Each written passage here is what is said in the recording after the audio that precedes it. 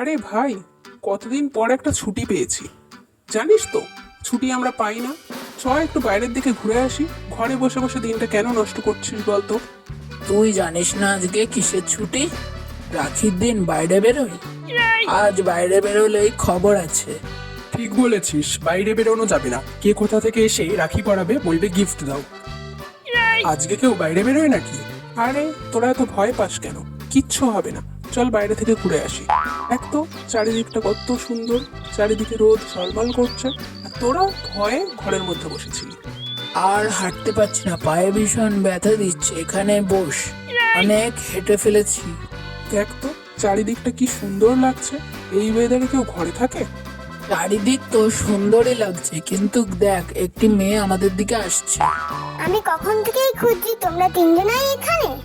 ভালোই হলো, তিনজনকে একই জায়গায় পেয়ে গেলাম। আমাদের খুঁজছো মানে? আমাদের কি দরকার? আমাদেরকে খুঁজছো কেন? খুঁজছি কেন বুঝতে পারলে না? আজকে রাখি, তোমাদেরকে রাখি পরিয়ে আমি গিফট নেব। আমাদের খুঁজে তোমার কি লাভ হবে? আমরা তো তোমায় চিনিই না। তাহলে তুমি আমাদেরকে কেন রাখি পরাবে? রাখি পরানো নিয়েই কথা। চিনে আমি কি করব, পেলেই হলো। আমাদের রাখি পরানোর কোনো দরকার নেই, তুমি তোমার নিজের কাজ করো।